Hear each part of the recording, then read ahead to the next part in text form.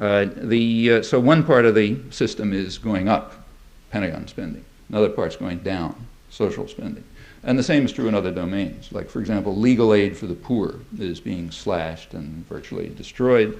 On the other hand, the security system, the government security system, state and federal, that's going up. So prisons are going way up. The prison population, crime hasn't changed for about 20 years. And incidentally, U.S. crime rates are not off the spectrum, contrary to what a lot of people believe. Crime rates are sort of toward the high end of the industrial world, but not off the spectrum, with one exception, namely murder with guns. But that's a special feature of American society, which doesn't have to do with crime rates. Apart from that, crime rates are kind of toward the high end, not going up. The prison population tripled during the Reagan years, is going up even faster now. And I think the reason is another aspect of the third world model, namely the superfluous population.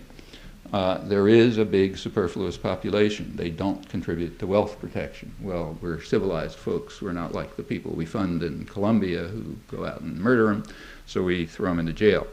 And that's going way up even more.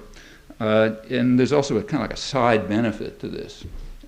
The putting more and more people in jail, and in fact under harsher and harsher conditions, is a technique of social control for everybody else.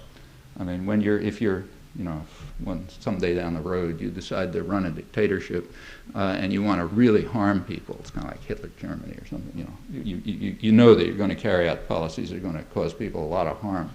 You got to control them somehow. And there aren't many ways to do it. Everyone hits on the same ways.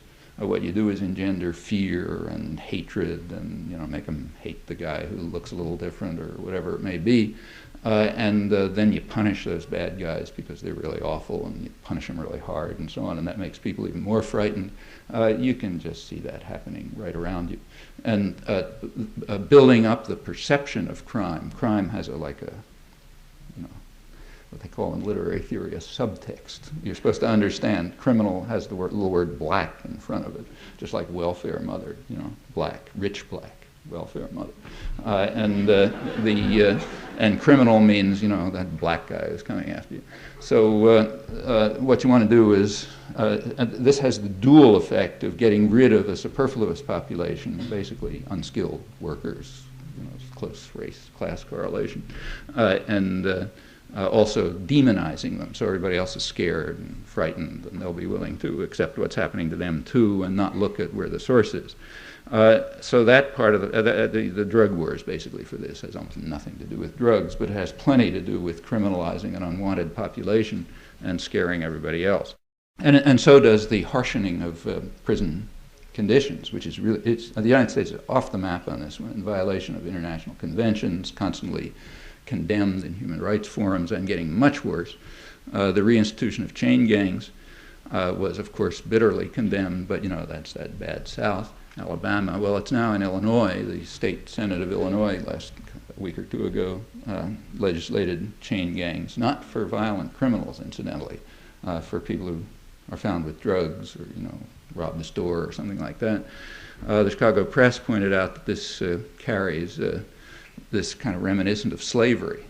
But the legislator and the state senator who put it through said that this is just another aspect of what he called tough love.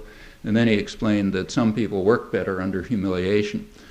So it's really good to restore elements of slavery. And again, the subtext is everybody else gets scared. If those guys have to walk around like slaves in chains, we must be in real danger. So therefore, we'll accept what's happening to us. That's the logic. So prisons are going up, and that has a lot of side benefits. Apart from just getting rid of the superfluous population, it is a source of cheap labor. So prison labor is going way up. Cheap labor, you don't have to worry about unions, no benefits, they don't get out of line. And that also naturally undercuts wages elsewhere. So just like forcing welfare mothers to work, raising children isn't work, as anybody knows who's had children. So you have to drive them to work, kind of like people who go to Fidelity Investment to figure out scams about how to deal with the security market. You really want these people to work, but since there's no jobs for them, they're going to work at low-paid or publicly subsidized wages, which will undercut other wages. And the same with prison labor.